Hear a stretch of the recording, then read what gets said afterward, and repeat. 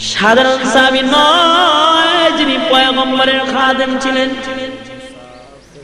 হযরতে আবু যর গিফারি, হযরতে আবু যর গিফারি খাদিমে খায়রুল বশর,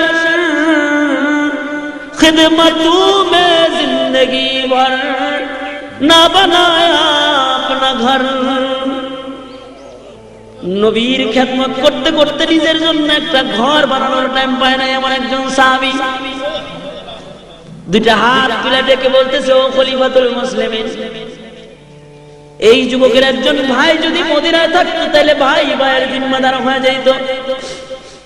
খলিফাতুল মুসলিমিন পয়গম্বরের মুখে নিজ কানে শুনছি, আল মুসলিমু আখুল মুসলিম, মুসলমান মুসলমানের ভাই। রক্তের বন্ধনের দরকার নাই, কোরআন শরীফের বন্ধন আছে আমাদের মধ্যে। সুবহানাল্লাহ জোরে কোন, আর জোরে চিল্লায় কোন সুবহানাল্লাহ। একটা ছোট্ট একটা ঘটনা শুনাই, তারপরে বাকি তরজমাটুকুন করে ফেলাম।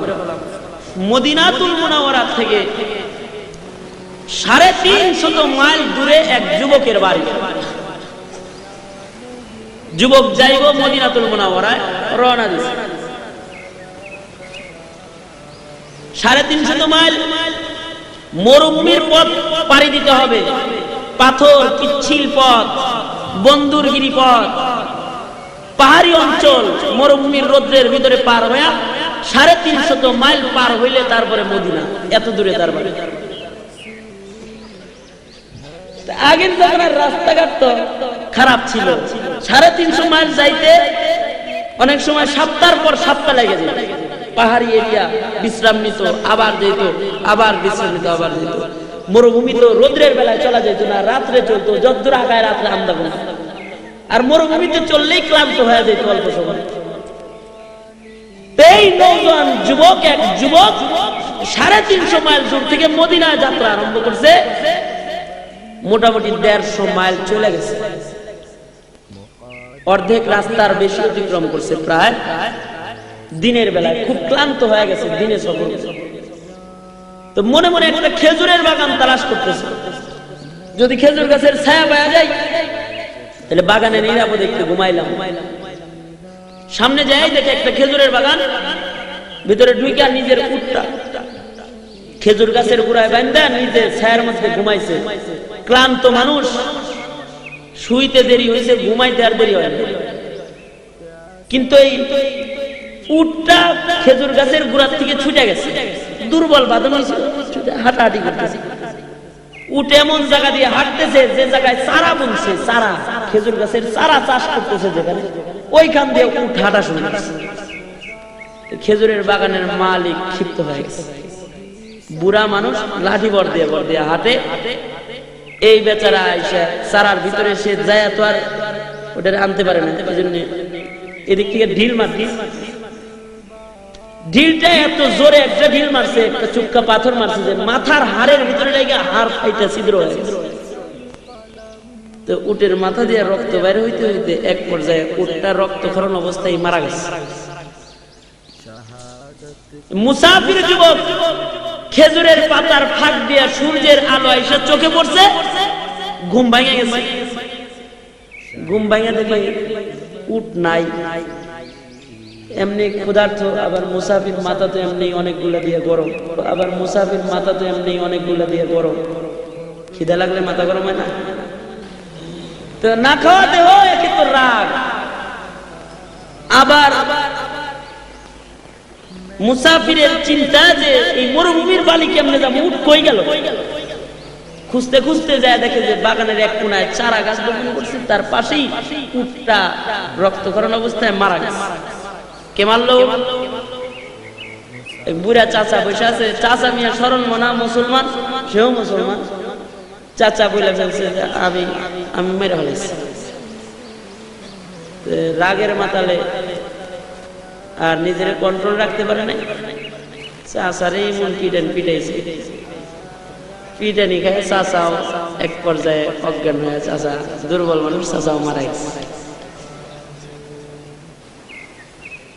কিন্তু মুসলমান যদি কোনো অপরাধ করে তাহলে মুসলমানের অনুশোচনা আসা চাই। বউ তালাক দেওয়ার পরে যেমন অনুশোচনা আসে, আরে কি করলাম, তখন হুজুর রেজে কয় হালাল করে দেন, হালাল করে দেন, হ্যাঁ এখন হালাল। ওই তো এরকম ঠিক মানুষ মারার পরে হুসাইছে করলাম থাকি, হাসরের ময়দানে খুনি হয়ে দাঁড়া মোল্লার কাছে ভয় এসে খুন করে আর যায় না, দাঁড়ায় রয়েছে। বিকাল বেলায় বুড়ার দুই সন্তান খেজুরের বাগানে আসছে বাবার সন্ধানে। বাবার লাশটা পড়ে আছে, পাশে একটা মরা উট দেখা যায়। নওজোয়ান এক মুসাফির যুবক পাশে দাঁড়ায় রয়েছে। দুই সন্তান এসে রেখে বলে, এ নওজোয়ান যুবক, জানো কি আমাদের পিতারে কে মারলো? যুবক বলে, আমি মুসাফির, আমি মেরে ফেলছি, আমি মুসলমান। তুমি মারছো, আবার দাঁড়ায় রয়েছ, পালাও নাই তুমি? বলেন না, মাথা গরম রাগের অবস্থায় মেরে ফেলছি, আমি তো আসামি হয়ে গেছি। ভাইজান, তোমরাও তো মনে হয় মুসলমান, আমি তোমাদের হাতে ধরা দিয়ে দিলাম, আমি তোমাদের বাবার খুনি আমি। সুতরাং ভাই, শরীয়ত আদালতে চলে যাই, আমি খুনি, আমার খুনের বিচার হয়ে যাক। দুনিয়ায় অপরাধের শাস্তিটা দুনিয়ায় পাওয়া যায়। ভাই রে, দুনিয়ার আদালতে এখন যাইবার চাই, এখান থেকে পালায়ন কইরা আল্লাহর দরবারে হাসরের ময়দানে খুনি হিসাবে দাঁড়াতে চাই না। বাপ হারায় গেছে, যুবক দুইটাও তো খেপা। নওজোয়ানকে নিয়ে মদিনাতুল মুনাওয়ারার দিকে রওনা দিছে খলিফাতুল মুসলিমিন হযরত ওমর ফারুক। আয়েশা বিচার দিয়ে দিল। খলিফাতুল মুসলিমিন বিচার করলেন, তোমার উট মারছে, তোমার একটা উট দিয়ে দিলেই তো হইতো, তুমি মানুষ কেন মারলা? হাতের বদলা হাত, পায়ের বদলা পা, নাকের বদলা নাক, কানের বদলা কান, জানের বদলা জান। খুন করছো, খুনের বদলা তোমার গলা কাটা যাবে। জল্লাদকে আদেশ করা হইল, আদেশ কার্যকর করা হোক, ফাঁসির কাষ্টি দিয়ে দাও। খলিফাতুল মুসলিমিন নওজোয়ান যুবককে ডেকে বলে, মরার পূর্বে আপনার কি কোনো মনের বাসনা আছে? তিনি বলেন, পুরা করা হবে। নওজোয়ান যুবক ডেকে বলে, আমি মুসাফির, আমার মনের একটা শেষ তামান্না আছে, জানি না ওটা পুরা হবে কিনা। বলে, কি? বলে, আমার বাড়ির থেকেও বহু দূরে এক ইহুদির বাড়ি, আমি ব্যবসার জন্য ওই দূরে গিয়েছিলাম।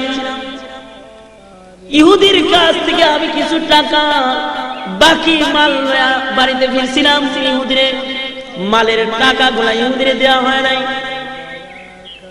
ওই ইহুদির বাড়ি আমার বাড়ির কেউ চিনে না, ইহুদি আমার বাড়ি চিনে না। মুসলমান হিসাবে বিশ্বাস করে আমার মাল সম্পদ বাকি দিছিল। ও খলিফাতুল মুসলিমিন, আমি যদি এই ঋণ পরিশোধ না করি তাইলে ইহুদি সারা জীবন মুসলমানদেরকে খিয়ানতদার বলে গালি দিবেন। আমি আমার ভয় পাইতেছি না, আমি মুসলমান জাতির ভবিষ্যতের ভয় পাই। আমি মুসলমান হয়ে যদি ঋণ পরিশোধ না করি তাইলে ইহুদি সারা জনম মুসলমানদেরকে পরের হক নষ্ট করে খায়, এই কথা বলে বলে গালি দিবে। এজন্য আমারে যদি একটু সুযোগ দিতেন, ঋণ পরিশোধ করে আসার কয়েকদিনের ছুটি দিতেন, তাহলে আমি যে একটু ঋণটা পরিশোধ করে আসতাম, তারপরে বিচার হলে শান্তিতে পড়ে যেত। খলিফাতুল মুসলিমিন বলেন, 2-4 জন মানুষ তোমার সাথে পাঠানো সম্ভব না, কারণ 2-4 জন তোমার বাড়িতে গেলে তোমার আত্মীয় স্বজন তাদেরকে ফেরত পাঠাইবো, এটাও তো গ্যারান্টি দেয়। তুমি এক খুনি, আর 10 জনে মিলে আমার 3 লোককে মেরে ফেলাই দিলে, আর 3 খুন জোড়া। আর তোমার সাথে যে এই মুহূর্তে 20-25 জনের কাফেলা পাঠিয়ে দিব, এটাও সম্ভব নয়, কারণ সাহাবায়ে কেরাম এখন যুদ্ধের ময়দানে দলে দলে মুসলমানরা জায়গায় জায়গায়। সুতরাং একটা প্রসেস আছে, তুমি যদি এটা করতে পারো তাহলে তোমার ছুটি পাওয়া যাইতে পারে। সেটা হলো তুমি তোমার পক্ষ থেকে তোমার একজন আত্মীয়রে আমাদের কাছে আমানত রাখো, তুমি যদি না আসো আর ওই দুই যুবক যদি বিচার দাবি করে তাহলে তোমার জায়গায় তোমার আত্মীয়রে জবাই দিন, তুমি যে বিচার ঋণ পরিশোধ করবে। আর যদি তুমি নির্ধারিত সময় চলে আসো তাহলে তোমার আত্মীয়রে ছেড়ে দিলাম, তোমার বিচার করে তোমার ছেড়ে দিলাম। কথাটা যুক্তিসঙ্গত। নওজোয়ান যুবক দেখে বলে খলিফাতুল মুসলিমিন, আমি একজন অপরিচিত যুবক মদিনার, এই মদিনায় আমার কোনো ভাই নাই, এই মদিনায় আমার মা বাবা আত্মীয় স্বজন কেউ নাই। ও খলিফাতুল মুসলিমিন, আমার বাপ যদি মদিনায় থাকতেন তাহলে আমার বাবা আমার জিম্মাদার হইতেন, আমার মা যদি মদিনায় থাকতেন তাহলে আমার মা আমার জিম্মাদার হইতেন। মদিনায় যদি আমার একটা জোরের ভাই থাকতো, জোরের ভাই চাইতো না আমি ভাই ঋণ রাইখা কবরে যায়, আমার ভাই আমার জিম্মাদার হইতো। আমার কোন আত্মীয় স্বজন মদিনায় নাই, সুতরাং আমার কোন জিম্মাদারও আমি পাবো না তালাশ করে, তাহলে আমার মৃত্যুদণ্ড কার্যকর করে ফেলান। খলিফাতুল মুসলিমিন আদেশ করলেন কার্যকর করো। ঠিক এমন সময় পয়গম্বরের একজন সাহাবী দুইটা হাত তুলে রেখে বলে থামুন, ও খলিফাতুল মুসলিমিন, আমি আমার এই ভাইয়ের জিম্মাদার হয়ে গেলাম, আমার ভাইকে ছুটি দিয়ে দেন ঋণ পরিশোধ করার জন্য। যিনি হাত তুলেছেন তার নাম হযরত আবু যার গিফারি রাদিয়াল্লাহু তাআলা আনহু, সাধারণ সাহাবী নয়, যিনি পয়গম্বরের খাদেম ছিলেন। হযরত আবু যার গিফারি, হযরত আবু যার গিফারি খাদেমে খায়রুল বশর, खिदमतों में जिंदगी भर ना बनाया अपना घर। নবীর খেদমত করতে করতে নিজের জন্য একটা ঘর বানানোর টাইম পায় না এমন একজন সাহাবী দুইটা হাত তুলে ডেকে বলতেছে, ও খলিফাতুল মুসলিমিন, এই যুবকের একজন ভাই যদি মদিনায় থাকতো তাহলে ভাই ভাইয়ের জিম্মাদার হয়ে যেত। খলিফাতুল মুসলিমিন পয়গম্বরের মুখে নিজ কানে শুনছি, আল মুসলিমু আখুল মুসলিম, মুসলমান মুসলমানের ভাই, রক্তের বন্ধনের দরকার নাই, কোরআন শরীফের বন্ধন আছে আমাদের মধ্যে। সুবহানাল্লাহ জোরে কোন, আর জোরে চিল্লায় কোন সুবহানাল্লাহ। আমি আমার ভাইয়ের জিম্মাদার, আমার ভাইয়ের ঋণ পরিশোধের জন্য ছুটি দিয়ে দেন, আমি জিম্মাদার হয়ে রয়ে গেলাম। খলিফাতুল মুসলিমিন নতুন করে বিচার সিদ্ধান্ত লিখলেন, আবার নতুন করে, যাও যুবক, তোমার 1 মাসের ছুটি দিলাম, আরবি মাসের প্রথম শুক্রবারে জুমার নামাজের আযানের পূর্বে তুমি মদিনায় প্রবেশ করবা। যদি তুমি মদিনায় জুমার নামাজের পরেও না আসো তাহলে তোমার জায়গায় তোমার জিম্মাদার ভাই আবু যার গিফারির মৃত্যুদণ্ড প্রদান করা হবে।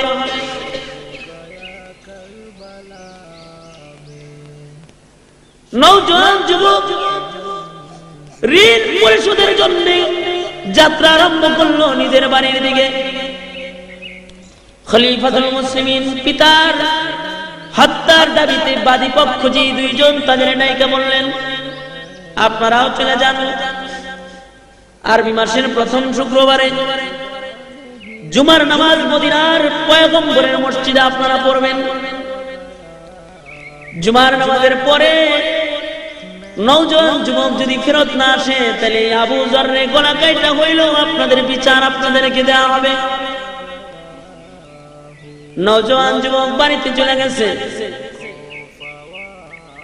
বাড়িতে যা ঋণ পরিশোধ করার জন্য ইহুদির কাছে গেছে। ঋণ পরিশোধ করে নওজোয়ান যুবক বাড়িতে আইসা সুন্দর সুন্দর জামা কাপড় গুলা পরিধান করছে, দ্রুতগামী একটা ঘোড়ারে সুন্দর করে সাজাইছে, সজ্জিত হয়ে আতর গোলাপ মাইকা মার কাছে যায় বলে, মা গো মা, ও মা, আমি তোমার সন্তান। মারে, তুমি তো চাও না তুমি হাসরের ময়দানে খুনি সন্তানের মা হয়ে দাঁড়াও। মা গো, জীবন ভর তুমি আমার সেবা করছো, আমি তোমার কোন সেবা যত্ন করতে পারি নাই। মা, বাড়ির থেকে যখনই বের হয়েছি তখনই আমি তোমার কাছ থেকে বিদায় নিয়ে বের হয়েছি, আবার আইছি। মা গো, আজকে একটা বিদায় নিবার চাই মা, এটা জিন্দিগির শেষ বিদায়। মা গো, তোমার হাত দুইটা আমার মাথার পরে রাখো মা। মা গো, দুধের দাবিটা মাফ করে দিও। আমি মদিনায় চললাম পাক পবিত্র হইবার জন্য। মা, আমার মাথায় হাত দিয়ে আমারে জিন্দিগির শেষ দোয়াটা তুমি এখন দিয়ে দাও। মা, তোমার সন্তানের জীবনের শেষ লুকমা খাবারটা তুমি খাওয়ায় দাও। তোমার সন্তান আর কোনদিন তোমার দরবারে এসে দাঁড়াবে না। বাবার কাছে দেখো, বাবা গো, ও বাবা, দেন ওই বুকটা একটু দেন। কত বুকের মধ্যে শোয়া রাখছেন বাবা, বুকটা একটু দেন। জিন্দগির শেষ বারের মতো আমার বুকটা আপনার বুকের সাথে একটু লাগায় যায়। বাবা গো, আমার বিচার হইব মদিনায়।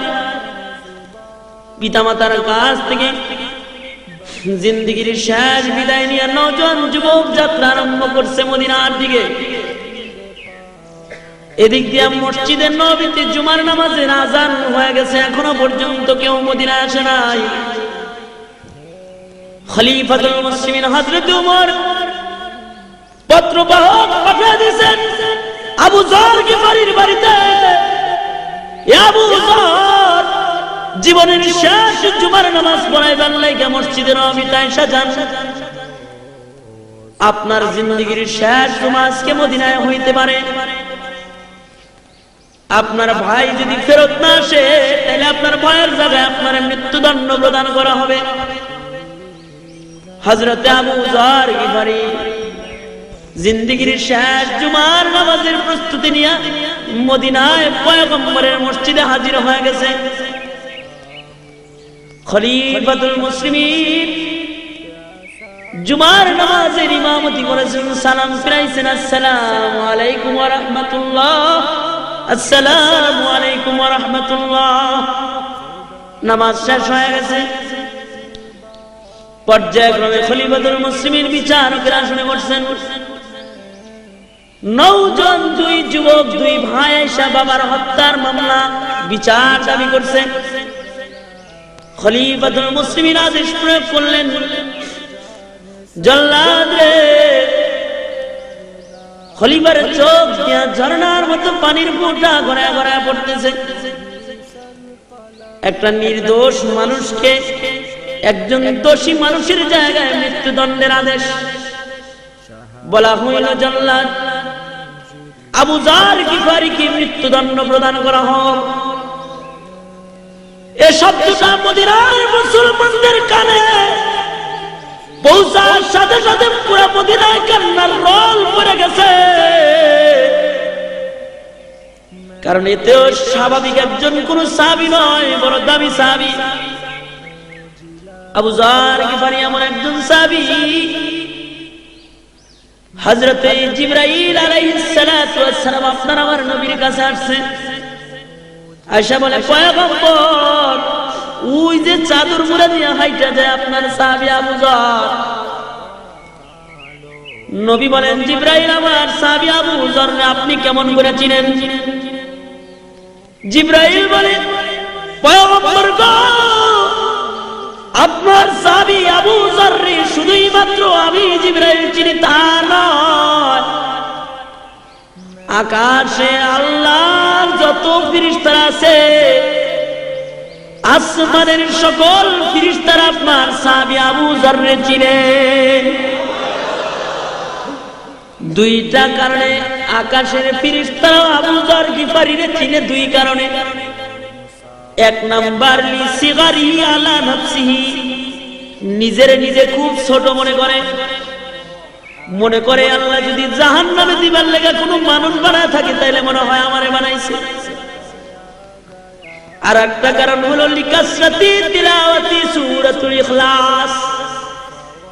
সূরা ইখলাস নামে একটা সূরা আছে যা 3 বার পড়লে খতমের সওয়াব জমা করা হয়। কুল হুয়াল্লাহর সূরা এমন একটা সূরা যা 3 বার পড়লে খতম কোরআন শরীফের সওয়াব হয়। আবু যর এই সূরাটা এত বেশি তেলাওয়াত করে যে তার আমলনামায় এত খতমের সওয়াব আছে যা অন্য কোন মানুষের আমলনামায় নাই। সুবহানাল্লাহ। মদিনার লোকেরা কান্দে, নির্দোষ একটা মানুষের জায়গায় এমন একজন বরকতি মানুষকে মৃত্যুদণ্ড প্রদান করা হবে রে। মদিনার সবাই কাঁদতেছে কিন্তু একজন হাসে।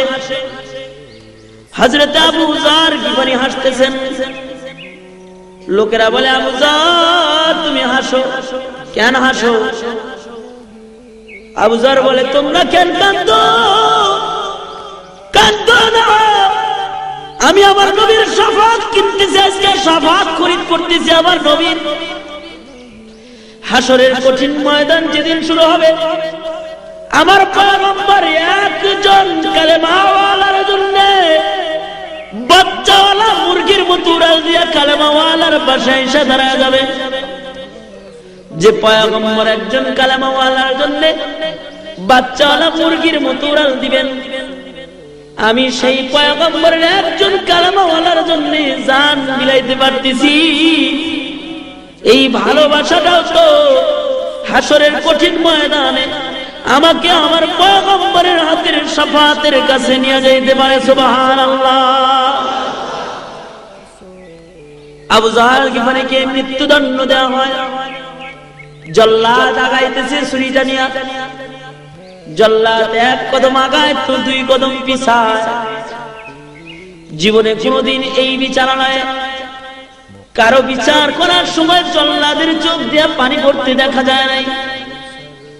আবু যর গিফারী সামনে জল্লাদ যায় আর চোখের পানি ফেলে কাঁদে, কারণ এতদিন বিচারের মঞ্চে আসামিরা উঠাইতো, আজকে একটা জান্নাতি সার্টিফিকেট ওয়ালা মানুষই উঠাইছে।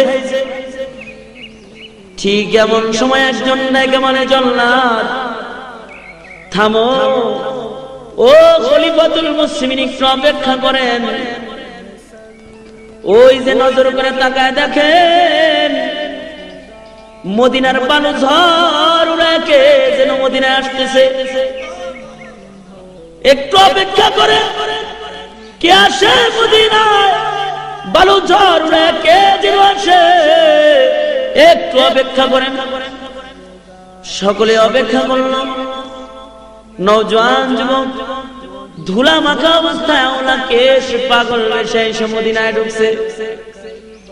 ঘোড়ার পিঠ থেকে লাফায় নাই বা খলিফাতুল মুসলিমিনের সামনে যায় দাঁড়াইছে।